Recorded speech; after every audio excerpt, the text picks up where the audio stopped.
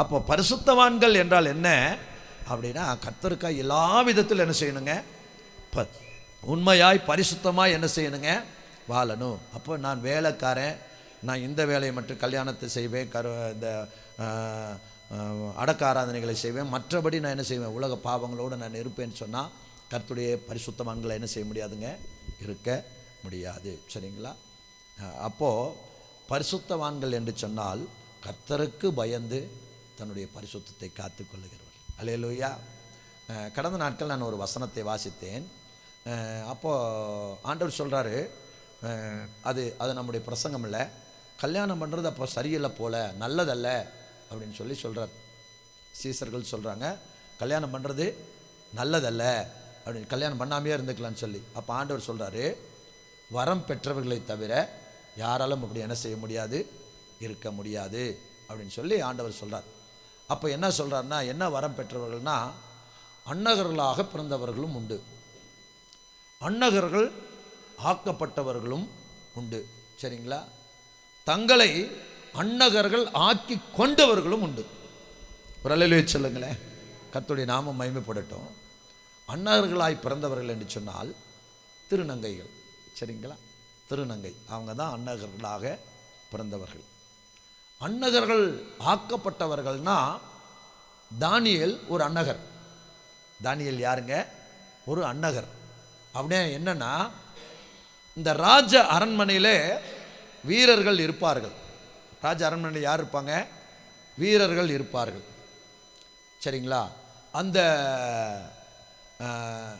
அந்த வீரர்கள் அந்த புறத்தில் இருக்கிற அந்த ராணிகளுக்கும் இளவரசிகளுக்கும் ஒரு பாதிப்பையும் கொடுக்கக்கூடாது. அதுக்காக என்ன செய்யப்பட்டான்னா, பைபிளை நிறைய இடத்துல நிறைய ஓப்பனாக எழுதிக்கனால நம்ம தப்பாக எடுத்துடக்கூடாது.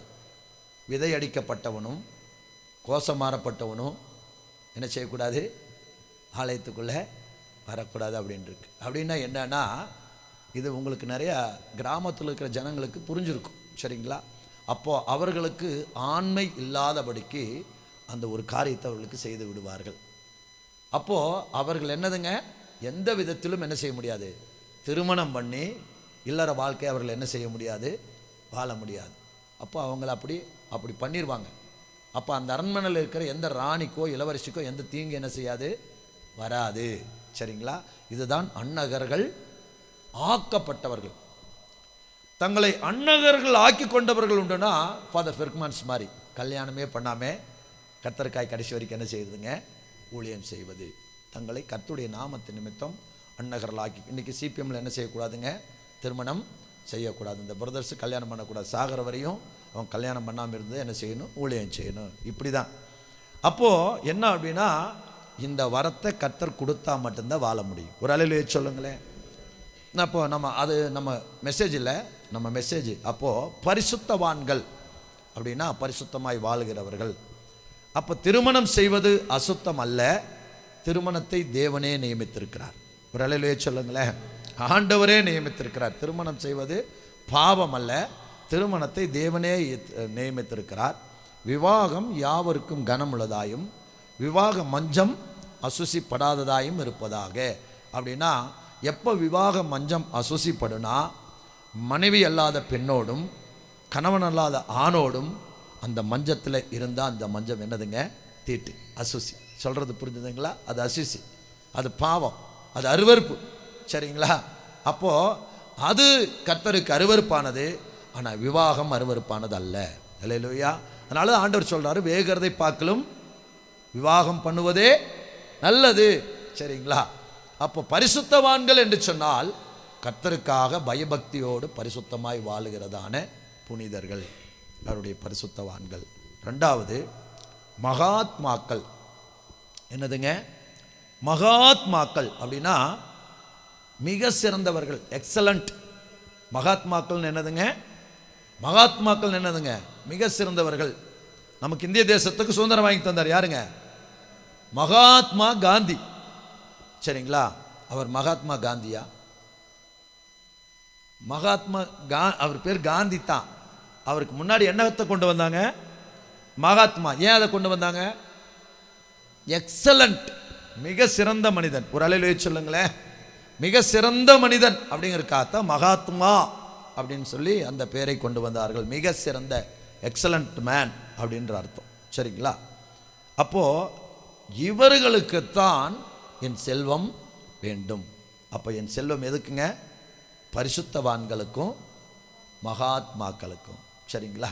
அப்போ கர்த்தர் நம்மை ஆசீர்வதித்திருப்பது எதற்கு? பரிசுத்தவான்களுக்கும் மகாத்மாக்களுக்கும். சரிங்களா? அப்போ என்ன நம்ம எதுக்கு தர்றோம் அப்படின்னா, அவருடைய ஊழியத்திற்கு உதவியாய் இருக்கத்தான் கர்த்தர் நம்மை ஆசீர்வதித்திருக்கிறார். ஒரு அல்லேலூயா சொல்லுங்களேன். இப்போ அருமையான தேவ மக்களே, இந்த காரியத்தில் நாம் அநேகர் சரியாக செயல்பட்டு கொண்டிருக்கிறோம். என்னையும் சேர்த்து சொல்கிறேன், நம்ம அநேகர் சரியாக செயல்பட்டு கொண்டிருக்கிறோம், அநேகர் நாம் சரியாய் செயல்படாமல் இருக்கிறோம். சரிங்களா? ஒருத்தர் என்கிட்ட கேட்குறாரு, உங்கள் சர்ச்சுக்கு வந்தால் மாதம் 1000 ரூபா கொடுக்கணுமான்னு கேட்குறாரு. சத்தியத்தை அறியாத ஒரு மனிதன் உங்கள் சபைக்கு வந்தால் மாதம் 1000 ரூபா கொடுக்கணுமா? நாங்கள் சர்ச்சுக்கு வந்தால் நீங்கள் எதை கொடுப்பீங்கன்னு பார்த்தா, உங்கள் சர்ச்சுக்கு வந்தால் எனக்கு என்ன செய்யணும்? உங்களுக்கு நான் மாதம் 1000 ரூபா கொடுக்கணுமா? அவர் எதை சொல்கிறாரு சொல்லுங்களேன்? தசமபாகத்தை சொல்கிறார். அப்போது என்னன்னா, நமக்கு தசமபாகத்தை குறித்து நம்மில் அநேகருக்கு சொல்ல தெரியல, அவங்களுக்கும் புரியல. சரிங்களா? அதனால் நாம் நன்றாக விளங்கி கொள்ள வேண்டும். சரிங்களா? அவைகளை விளங்கி கொள்ள வேண்டும்.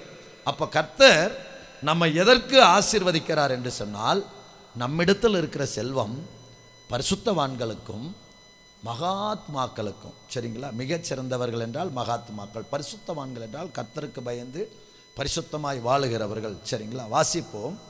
என்னாகமத்தினுடைய புஸ்தகம் 8வது அதிகாரத்திலே 14வது வசனத்தை வாசிங்க. என்னாகமம் 8வது அதிகாரம், வேகமாய்.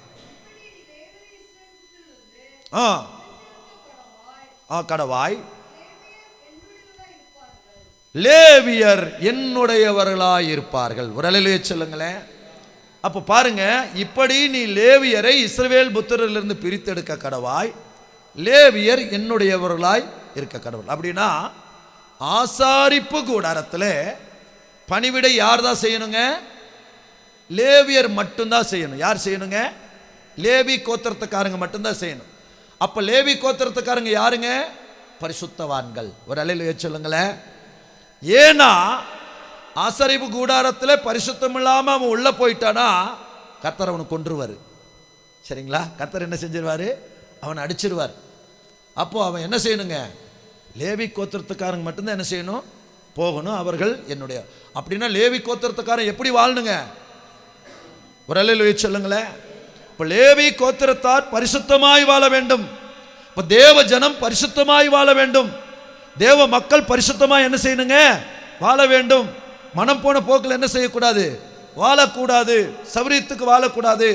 உலகம் வாழ்கிற மாதிரி என்ன செய்யக்கூடாதுங்க? வாழக்கூடாது. சரிங்களா? அப்போ தேவ ஜனம் எப்படி இருக்கணுங்க? தேவ மக்கள் எப்படி இருக்கணும்? பரிசுத்தமாய் இருக்க வேண்டும். சரிங்களா? அப்போ லேவியரை இஸ்ரவேல் புத்திரரிலிருந்து பிரித்தெடுக்க கடவாய் என்று சொல்லுகிறார். அதே என்னாகமத்தினுடைய புஸ்தகம் 3வது அதிகாரத்தில் 10வது வசனத்தை வாசிங்க. 3:10. என்னாகமம்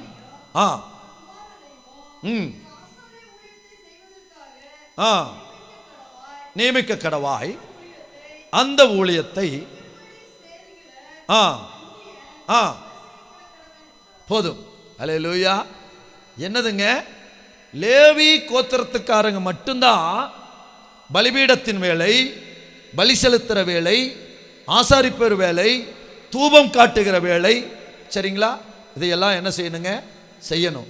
ராஜாவா இருந்தா கூட என்ன செய்யக்கூடாதுங்க? செய்யக்கூடாது. சரிங்களா? ஒருத்தன் என்ன செய்தான்? ராஜா தூபம் காட்டுறதுக்கு பலிபீடத்துக்கு என்ன செஞ்சுட்டான்? தூபபீடத்தை எடுத்துட்டு போயிட்டான். அவன் நெற்றியில் என்ன வந்ததுங்க? குஷ்டம் வந்துச்சு. யாருங்க? ராஜா பேர் என்னங்க? தூபபீடத்தை எடுத்துட்டு நான் ராஜா தூபம் காட்டுவேன்னு போயிட்டான். போன உடனே அவன் நெத்தியில் குஷ்டம் வந்தது. சரிங்களா? பேர் தெரியலீங்களா? ராஜா பேர் உசியா. சரிங்களா? உசியா ராஜா தான். அப்போ ஏன் அவன் தூபபீடத்தை எடுத்துக்கொண்டு போகிறான்? ஏன் அவன் நெத்தியில குஷ்டம் வந்துச்சுன்னா, அவன் ராஜாவா இருந்தாலும் லேவி கோத்திரம் தான் தூபம் செலுத்தணும். பிரலையிலே சொல்லுங்களேன்.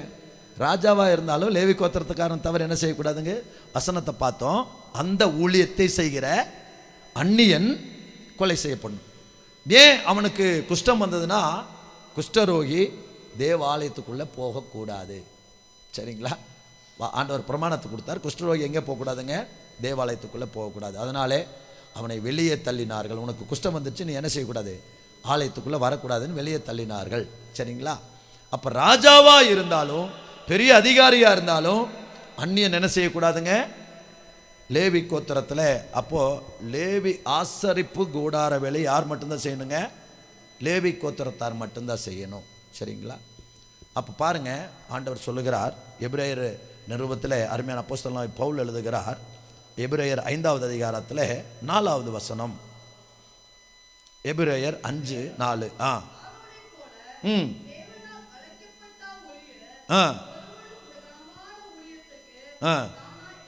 தானாய் ஏற்படுவது இல்லை, ஆரோனை போல அழைக்கப்பட வேண்டும்.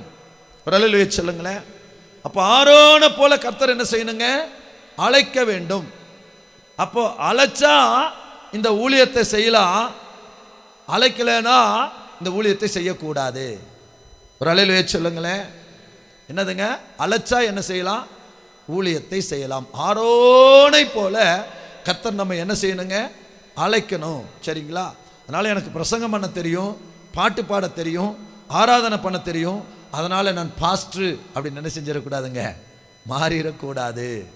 சரிங்களா? பிரசங்கம் பண்ண தெரிஞ்சாலும் ஆராதனை நடத்த தெரிஞ்சாலும் இந்த பலிபீடத்தில் நிற்கிற இந்த கனமான ஊழியத்துக்கு கர்த்தர் உங்களையும் என்னையும் அழைக்க வேண்டும். ஒரு அலையிலே சொல்லுங்களேன். அழைக்க வேண்டும். ஆரோனை போல அழைக்க வேண்டும். அந்நியன் என்ன செய்யக்கூடாதுங்க? சேரக்கூடாது. அப்போ பாருங்க, இப்போ பரிசுத்தவான்கள்னு புரிஞ்சிருக்குன்னு நினைக்கிறேன்.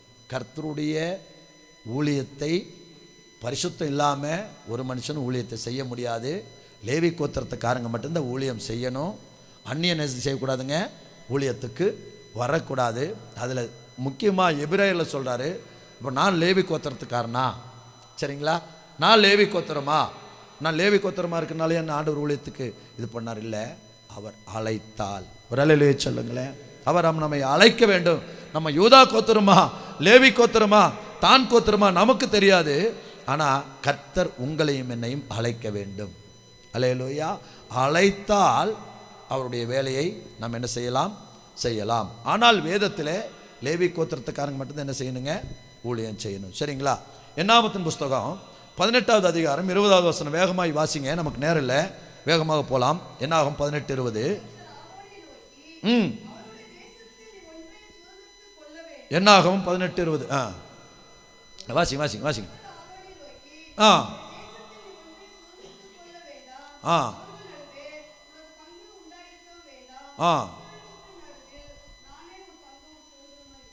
ஆமா, லேவி கோத்திரத்துக்காரங்களுக்கு பங்கு கொடுக்க வேண்டாம்ன்றாரு. கர்த்தர் தான் என்னதுங்க? பங்கு. கர்த்தர் தான் உங்களுக்கு சுதந்திரம், எல்லாமே கர்த்தர் தான். சரிங்களா? அப்போ அந்த லேவி கோத்திரத்துக்காரங்களுக்கு நிலம் இல்லை, லேவி கோத்திரத்துக்காரங்களுக்கு என்ன கிடையாதுங்க? தேசம் இல்லை. அவர்கள் ஆசாரிப்பு கூடாரத்திலே வேலை செய்ய வேண்டும். அந்த ஆசாரிப்பு கூடாரத்திலே வருகிறதிலே அவர்கள் பிழைப்பு நடத்த வேண்டும். ஒரு அல்லேலூயா சொல்லுங்களேன். அல்லேலூயா. அப்போ அவங்க என்ன செய்யக்கூடாதுங்க? பாஸ்டர் பினாயில் விற்கிறது, சோப் ஆயில் விற்கிறது, சோப்பு விற்கிறது, இந்த வேலையெல்லாம் என்ன செய்யக்கூடாதுங்க? செய்யக்கூடாது. சரிங்களா? தண்டில் சேவகம் எழுதி கொண்டவன் எவனும் சேவகம் எழுதி கொடுத்தவனுக்கு உண்மையாக இருக்க வேண்டும். விரலிலே சொல்லுங்களேன். அப்போ விசுவாசத்தால் வராத யாவுமே பாவம். ஒரு ஊழியக்காரன் ஊழியம் செய்து ஊழியத்தினால மட்டும்தான் சாப்பிடணும். அல்லேலூயா. அப்போ நீங்கள் கேட்குறீங்க, பவுல் கூடார தொழில் செஞ்சார் தானே, தப்பான்னு கேட்குறீங்க. பவுல் செஞ்சது சுவிசேஷ ஊழியம். ஒரு அல்லேலூயா சொல்லுங்களேன். பவுல் செஞ்சது சுவிசேஷ ஊழியம். சுவிசேஷ ஊழியத்தினால யாருக்கு பாரமாக இருக்கக்கூடாதுன்னு அவர் வேலை செஞ்சு சாப்பிட்டு அந்த பணத்தில் சுவிசேஷத்தை என்ன செஞ்சார்? அறிவிச்சார். ஆனால் முழு நேர ஊழியக்காரன் என்ன செய்யக்கூடாதுங்க? உலக பிரகாரமான வேலைக்கு போகக்கூடாது. அவன் என்ன செய்யணுங்க? ஆசாரிப்பு கூடாரத்தில் உட்காந்து ஸ்தோத்திரம் பண்ணிகிட்டே இருக்கணும், ஜெபம் பண்ணிகிட்டே இருக்கணும், ஆத்துமாக்களை சந்திக்கணும், வசனத்தை படிக்கணும், பைபிள் வாசிக்கணும், திறப்பில் நிற்கணும், உபவாசிக்கணும். அவனுக்கு வேண்டிய கூலியை கர்த்தர் தருவார். ஒரு அல்லேலூயா சொல்லுங்களேன். அல்லேலூயா. அப்போது லேவியராகமோ 27:30 வாசிங்க வேகமாக. 27:30 23 இருக்குங்களா? உபாகமம் 26:12 வாசிங்க. உபாகமம் 26:12. உபாகமம் 26:12. ஆ ஆ ஆ 10 எடுத்து லேவியனும் பரதேசியும் திக்கற்ற பிள்ளையும் விதவையும் புசித்து பின்பு ஒரு அல்லேலூயா சொல்லுங்களேன். அப்ப தசமபாகம் என்பது என்னங்க? தசமபாகம் செலுத்தும் வருஷமாகிய 3வது வருஷத்திலே உன் வரத்திலெல்லாம் 10 எடுத்து, ஒரு அல்லேலூயா சொல்லுங்களேன். 10 என்ன செய்யணுங்க? லேவியனுக்கு கொடுக்க வேண்டும். அல்லேலூயா. சரிங்களா? அப்போ கர்த்தர் நம்மை எதற்கு ஆசீர்வதித்திருக்கிறார்? கர்த்தர் நமக்கு எதற்கு செல்வத்தை தருகிறார்? கவனிங்க, எதற்கு செல்வத்தை தருகிறார்? உனக்கு கொடுக்கறதுலாம் என்ன செய்யணுமா? 10 என்ன செய்யணும்? எடுத்து யாருக்கு கொடுக்கணுமா? லேவியனுக்கு, பரதேசிக்கு, திக்கற்ற பிள்ளைக்கு, விதைக்கு கொடுக்கணும். இதுக்கு தான் கர்த்தர் நம்ம என்ன செய்கிறாருங்க? ஆசீர்வதிக்கிறார். என்னாகமம் 18:28 வாசிங்க. 10 நிமிஷம் இருக்கு, நான் முடிக்கிறேன். என்னாகும் 18:28 வாசிங்க. என்னாகும்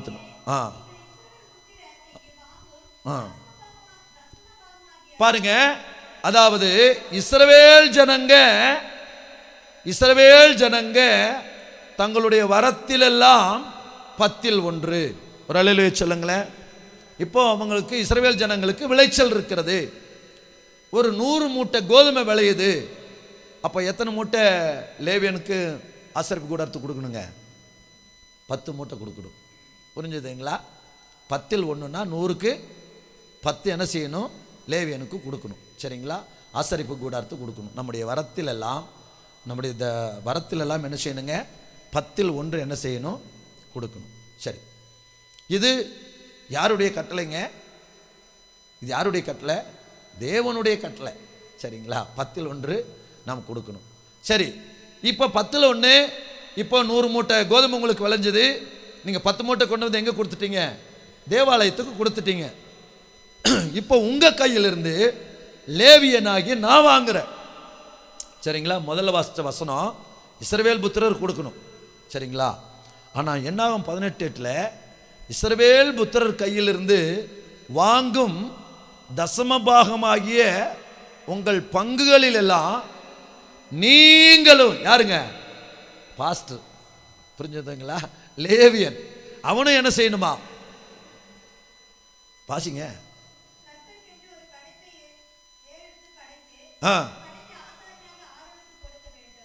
அப்ப அவனும் லேவியனும் 10 எடுத்து யாருக்கு கொடுக்கணுங்களா?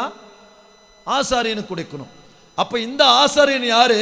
பிரதான ஆசாரியன், மெயின் லீடர். அப்ப அந்த மெயின் லீடர் யாருங்க? நமக்கு ஸ்தாபனத்துக்கு இருக்கிற மெயின் லீடர். ஒரு அல்லேலூயா சொல்லுங்களேன். அல்லேலூயா. அப்போ கர்த்தர் உங்களையும் என்னையும் எதற்கு ஆசீர்வதிக்கிறார் என்றால், நமக்கு கொடுக்கிறதிலெல்லாம் பரிசுத்தவான்களுக்கும் மகாத்மாக்களுக்கும் போய் சேர வேண்டும். ஒரு அல்லேலூயா சொல்லுங்களேன். இதை நாம் அநேகர், நான் என்னுடைய வருமானத்துக்காக நான் சொல்கிறேன்னு நீங்கள் தவறாய் நினைத்து கொள்ளாதீர்கள். சரிங்களா? எனக்கு ஒரு குறை இல்லை, கர்த்தர் என்னை நிறைவாய் நடத்துகிறார். அல்லேலூயா. ஒரு அல்லேலூயா சொல்லுங்களேன். அப்போ கர்த்தர் என்னை நிறைவாய் நடத்துகிறார், ஒரு குறையும் இல்லை, நிறைவாய் ஆண்டவர் நடத்துகிறார். ஏன் தெரியுமா? அந்த நிறைவுக்கு ஒரே காரணம், கர்த்தருடைய சட்ட திட்டங்களுக்கு நீங்களும் நானும் கீழ்ப்படிய வேண்டும். அல்லேலூயா. அப்போது இஸ்ரவேல் ஜனங்களும் 10 கொடுக்கணும். வாங்குகிற ஆசாரியனும் 10 என்ன செய்யணுங்க? கொடுக்க வேண்டும். சரிங்களா? இன்றைக்கு இந்த பிரமாணத்தில் நாம் உண்மையாக இருக்கிறோமா? சரிங்களா? உண்மையாக இருக்கிறோமா? நினைத்து பாருங்கள். நம்ம ஏதோ ஒரு மாதம் ஒரு அமௌண்ட்டு கொடுத்தா போதும்னு நினைக்கிறோம். சரிங்களா? ஏதோ ஒரு மாதம் ஒரு அமௌண்ட்டு கொடுத்தோம். நான் யாரும் தவறாய் சொல்லலை. ஏதோ கொடுத்தா போதும்னு நினைக்கிறோம். உதாரணத்துக்கு மாதம் ஒரு 100 ரூபா பாஸ்ட்டுக்கு என்ன செய்யணும், தசம்பாக கொடுத்தா போதும் அப்படின்னு நினைக்கிறோம். ஆனால் கவனித்து பாருங்கள், 100 ரூபா ஒரு ஆள் தசம்பாகம் கொடுத்தா இந்த ஆளுடைய வருமானம் எவ்வளோங்க? 1000 ரூபா. மாதம் 1000 ரூபாயை வைத்தா அதாவது கலைஞர் காப்பீடு திட்டத்தில் சரி, இந்த 1000 ரூபா வாங்குறவங்க 100 ரூபா தரலாம். சரிங்களா? 1000 ரூபா வாங்குறவங்க அவங்களுக்கு வருமானமே எவ்வளோ தான்? 1000 ரூபா தான். ஆனால் 30,000 வாங்குறாள் என்ன செய்யக்கூடாதுங்க? 100 ரூபா கொடுக்கக்கூடாது. விலையிலேயே சொல்லுங்களேன். ஏன் சொல்கிறேன்னா, நீங்கள் கொடுக்கும்போது ஆண்டவர் சொல்கிறாரு, நீங்கள் எந்த அளவினால் அளக்கிறீர்களோ அந்த அளவினாலும் உங்களுக்கு அளக்கப்படும். புரிஞ்சுதுங்களா? அப்போது நம்ம கர்த்தருக்கு உண்மையாக கொடுத்தோன்னா, அப்போ எங்கள் வீட்டுக்காரர் வேலைக்கு போகிறாரு, எங்கள் வீட்டுக்காரர் ரட்சிக்கப்படல, அவர் சம்பளத்துலேருந்து நான் தசமாக கொடுக்கணும், அது உங்கள் வீட்டுக்காரருடைய காரியம், உங்கள் காரியம் கிடையாது. ஒரு அலையிலேயே சொல்லுங்களேன், அது உங்கள் வீட்டுக்காரருடைய காரியம். அவர் மனமும் வந்து நீ கொடுன்னா நீங்கள் என்ன செய்யலாம்? கொடுக்கலாம். ஆனால் நீங்கள் என்ன செய்யக்கூடாது? கொடுங்கன்னு அவர்கிட்ட என்ன செய்யக்கூடாது? கேட்கக்கூடாது. ஆனால் உங்களுக்கு கர்த்தர் கொடுக்குற வருமானத்தில் அது எவ்வளவா இருந்தாலும் 10ல் 1 எடுத்து நீங்கள் ஆசாரியனுக்கு கொடுக்க வேண்டும். அல்லேலூயா. கொடுத்தால் என்ன செய்வார்னா, இன்னும் நம்மை ஆசீர்வதிப்பார். அல்லேலூயா. இன்னும் நம்மை உயர்த்துவார். பாருங்க, நம்முடைய சம்பாத்தியத்தில் தேவ ராஜ்யத்துக்கும் ஒன்றுமே போவதில்லை. அதனாலே தேவ ராஜ்யத்துக்கு ஒரு பிரயோஜனம் இல்லை. அதனாலே தேவனுடைய ராஜ்யத்துக்கு சல்லி நயா பைசா பிரயோஜனம் இல்லை. கர்த்தர் உங்களை ஆசீர்வதிப்பதனாலே கர்த்தருக்கு என்ன நன்மை? சிந்திச்சு பாருங்களேன்.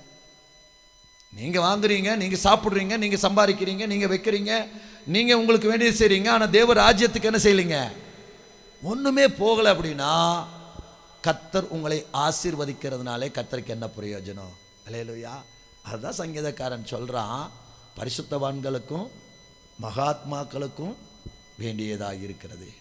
நான் வேலை செய்யும்போது நான் ஒரு சிட்டு போட்டிருந்தேன். அப்போது நான் சம்பளம் வாங்கின உடனே நான் அந்த சிட்டுக்காரங்க சொல்லுவாங்க, சார் சம்பளம் வாங்கிட்டீங்க தானே கொடுங்கம்பாங்க. நான் சொல்லுவேன், தசமபாகம் எடுத்து வைக்காமல் நான் உங்களுக்கு பணம் தர மாட்டேன். சரிங்களா? தசமபாகம் எடுத்து வைக்காமல் நான் என்ன செய்ய மாட்டேன்? உங்களுக்கு பணம் என்ன செய்ய மாட்டேன்? தர மாட்டேன். எனக்கு 10,000 ரூபா சம்பளம் வந்துச்சுன்னா 1000 ரூபா தசமபாகத்தை எடுத்து வச்சுட்டு தான் நான் சிட்டுக்கோ அதாவது செலவு வாங்கிறதுக்கோ மற்றதுக்கோ நான் என்ன செய்வேன்? நான் கொடுப்பேன். அன்னையிலிருந்து பழகின பழக்கம் இன்னைக்கு வரைக்கும் எனக்கு கிடைக்கிற கோடியாக இருந்தாலும் லட்சமாக இருந்தாலும் நம்ப மாட்டீங்க, 6 லட்ச ரூபாய் என் கைக்கு வந்தது. 60,000 ரூபா தசம்பாகத்தை எடுத்து வச்சுட்டு தான் 5,40,000 நான் பேங்கில் போட்டேன். சரிங்களா? தசம்பாகத்தை எடுத்து வச்சுட்டு தான் போட்டேன். நான் எதுக்கு சொல்கிறேன்னா, நாம் கர்த்தருக்கு உண்மையாய் கொடுத்தால் கர்த்தர் நமக்கு உண்மையாய் கொடுப்பார். அல்லேலூயா. பணத்தில் மற்றும் கர்த்தர் நமக்கு தரித்திரத்தையே கொடுக்க மாட்டார். சரிங்களா? இது வரைக்கும் நான் பாருங்கள், எனக்கு எவ்வளோ பணம் வந்தாலும் அதில் நான் உண்மையாய் கர்த்தருக்கு கொடுக்குறேன். கர்த்தர் சாட்சி. ஒரு அல்லேலூயா சொல்லுங்களேன். ஏன் தெரியுமா? அப்போது நமக்கு செல்வம் எதுக்கு கொடுக்கிறார்? ஒரே ஒரு உதாரணத்தை சொல்கிறேன் பாருங்கள். கோல்கேட் கம்பெனிக்காரன் இன்றைக்கி நம்பர் 1ல் இருக்கிறான். அப்போது அவன் 10ல் 1 கொடுத்தானா, 10ல் 1 உண்மையாக கொடுத்தானா, கர்த்தர் அவனை ஆசீர்வதிக்க ஆரம்பிச்சு விட்டார்.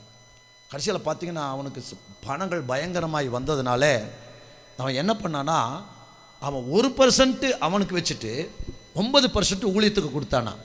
ஒரு அலையில வச்சுங்களேன். ஏன் அப்படின்னா, அந்த 1% அவனால் செலவு பண்ண முடியலையா, அவ்வளோ பணங்களாம். அப்போ அவன் சொல்கிறான், இந்த அளவுக்கு நான் ஆசீர்வதிக்கப்பட்டதுக்கு ஒரே காரணம் கர்த்தருடைய ராஜ்யத்துக்காய் நான் கொடுத்ததுனாலே. ரலையிலே சொல்லுங்களேன். இன்றைக்கும் தேவ மக்களே, தேவ ஜனமே, நம்ம என்ன செய்யணுங்க? நம்முடைய செல்வம், நம்மளை கர்த்தர் எதற்கு ஆசீர்வதிக்கிறாருங்க? கர்த்தருடைய ஊழியத்திற்கு நாம் உதவியாக இருப்பதற்கு. ரலையிலே சொல்லுங்களேன். அப்போ எதற்கு நம்மளை கர்த்தர் ஆசீர்வதித்திருக்கிறார்? அவருடைய ஊழியத்துக்கு உதவியாக இருக்கணும். ஏன் மனம், எனக்கு சொந்தம், நானே சாப்பிடுவேன், நானே வச்சுக்குவேன், நானே அப்படின்னு சொன்னா நாம் அளக்கலைன்னா கர்த்தர் அளக்க மாட்டார். ரலையிலே சொல்லுங்களேன், என்னையும் சேர்த்து சொல்கிறேன், ஊழியக்காரர் என்னையும் சேர்த்து சொல்கிறேன். நான் அளக்கலைன்னா எனக்கு கர்த்தர் என்ன செய்ய மாட்டாருங்க, அளக்க மாட்டார். அப்போ நம் எந்த அளவினாலே நாம் அளக்கிறோமோ அந்த அளவினாலே திரும்ப நமக்கு கர்த்தர் தருவார். அல்லேலூயா.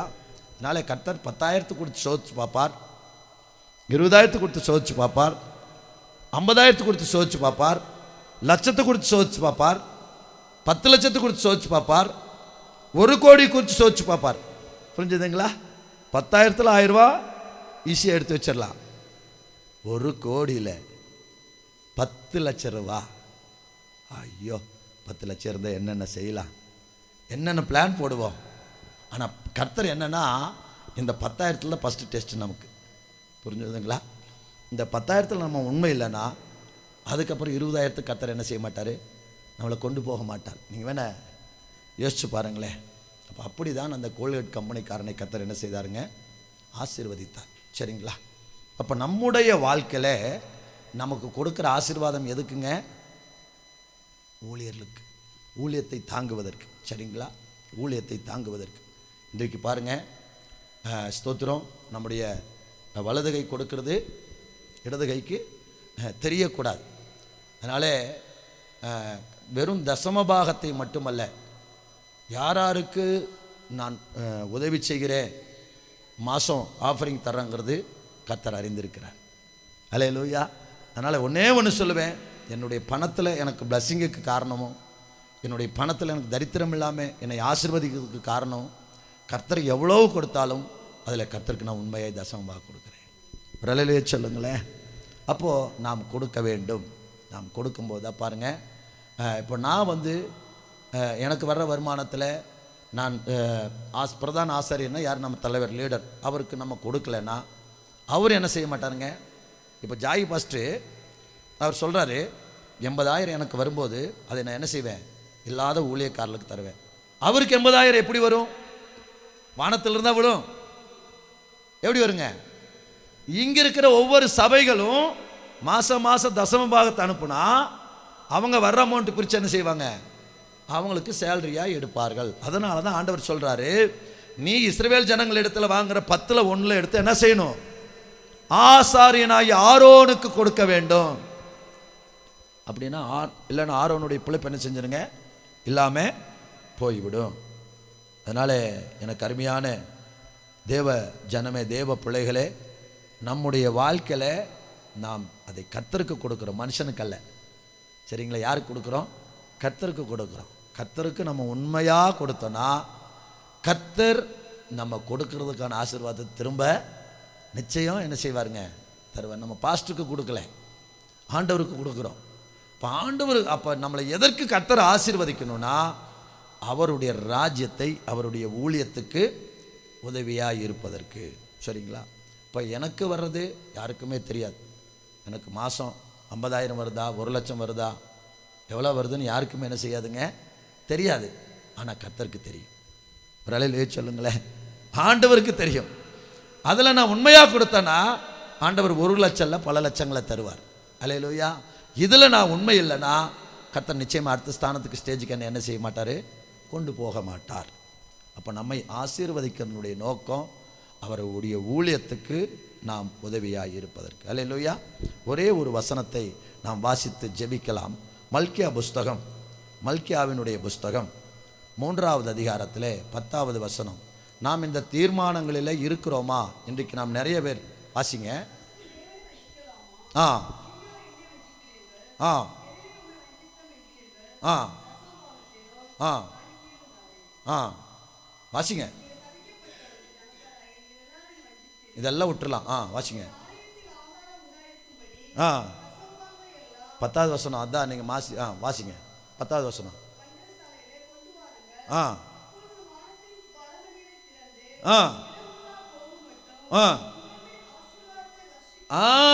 இடங்கொள்ளாமல் போக மட்டும் உங்கள் மேல நான் என்ன செய்வேன், ஆசீர்வாதத்தை வருஷிக்க. நம்ம கர்த்தரை சோதிக்கிறதுக்கு பைபிள் எங்கேயுமே சொல்ல. ஆனால் இங்கே சோதிச்சு பாருங்கன்னு ஆண்டவர் சொல்லியிருக்கிறார். அல்லேலூயா. கர்த்தரை சோதித்து பாருங்கள். நம்ம சோதிச்சு பார்க்குறதுக்கு எங்கேயுமே வசனம் இல்லை, இங்கே சோதிச்சு பாருங்கிறார். அப்போது எப்படிங்களா? இடங்கொள்ளாமல் போகு மட்டும் அப்படின்னா நிரம்பி வழிகிற ஆசீர்வாதம். ஒரு அல்லேலூயா சொல்லுங்களேன். நிரம்பி வழிகிற ஆசீர்வாதம். தேவ ஜனமே, தேவ மக்களே, உங்களுடைய கூடாரங்களிலே நிரம்பி வழிகிற ஆசீர்வாதம் வேண்டுமா? உங்களுக்கு கர்த்தர் கொடுக்கிற எல்லாவற்றிலும் உண்மையாக கர்த்தருக்கு நீங்கள் தசம பாகங்களை கொடுக்கும்போது கர்த்தர் நிரம்பி வழிகிற ஆசீர்வாதத்தை தருவார். அல்லேலூயா. தரித்திரங்களை உங்களை விட்டு மாற்றுவார், பண கஷ்டங்களை உங்களை விட்டு மாற்றுவார், கேட்கிறவனுக்கு கொடுக்கும்படியான தேவைகளை கர்த்தர் சந்திப்பார். அல்லேலூயா. சோத்திரம். தேவன் நம்ம என்ன செய்வாருங்க? நம்ம இடங்கொள்ளாமல் போக மட்டும் என்ன செய்வாராம்? ஆசீர்வதிப்பார். இப்போ இதில் நம்ம இன்றைக்கி நிறைய பேர் உண்மையாக இருக்கிறோம், உண்மையாக தருகிறோம், உண்மையாய் செயல்படுகிறோம். நம்ம நிறைய பேர் என்ன நினைக்கிறோன்னா, சோத்திரம், அதில் நம்ம உண்மையாக என்ன செய்கிறதில்ல, செயல்படுவது இல்லை. அப்படின்னா நான் என்ன சொல்கிறேன், நான் யாரையும் குறைச்சி பேசலை, நான் புரியுறதுக்காக சொல்கிறேன். ஒரு ப்ரைவேட் கம்பெனியில் செய்கிற ஜாபுலேயே நமக்கு கிடைக்கிற 10,000 15,000 தசம பாகம் தரலைன்னா நமக்கு ஒரு அரசாங்க உத்தியோகத்தை கர்த்தர் என்ன செய்ய மாட்டார்? தரமாட்டார். புரிஞ்சுதுங்களா? ஒரு ப்ரைவேட் கம்பெனியில் கிடைக்கிற 10,000 20,000 நம்ம ஆண்டவருக்கு தசம பாகம் கொடுக்கலன்னா தேவன் நமக்கு அடுத்த ஒரு அரசாங்க உத்தியோகத்தை என்ன செய்ய மாட்டாருங்க? தரமாட்டார். நமக்கு கிடைக்கிற ப்ரைவேட் கம்பெனியில் கிடைக்கிற 5,000 இருந்தாலும் அதில் கர்த்தருக்கு உண்மையாய் நாம் கொடுத்து அவருடைய ராஜ்யத்தை தாங்கினால் கர்த்தர் நம்மை மென்மேலும் உயர்த்துவார். அல்லேலூயா. அரசாங்க உத்தியோகங்களை தருவார், பெரிய வேலைகளை தருவார், நம்மை ஸ்தோத்திரம் மேன்மையான ஸ்தானத்துக்கு கர்த்தர் கொண்டு போவார். அல்லேலூயா. அப்போது இந்த ஆசீர்வாதங்களை நாம் சுதந்திரித்து கொள்ள வேண்டும். அதனால தான் கர்த்தர் நம்மை ஆசீர்வதிக்கிறார். அல்லேலூயா. நம்ம ஆசீர்வதிக்கிறதுனால என்ன பிரயோஜனம்? கர்த்தருடைய ஊழியத்தை தாங்க வேண்டும். கண்களை மூடி நம்ம எல்லாரும் ஜெபம் பண்ணுவோம். ஆமென். தேவன் நம்மோடு கூட இடைப்பட்டிருக்கிறார். இதில் நாம் அநேகர் உண்மையாய் இருக்கிறோம், அநேகர் நாம் இதில் உண்மையாய் செயல்படுகிறோம். ஆனால் இன்னும் அநேகருக்கு நமக்கு தெரியல. ஆமென்.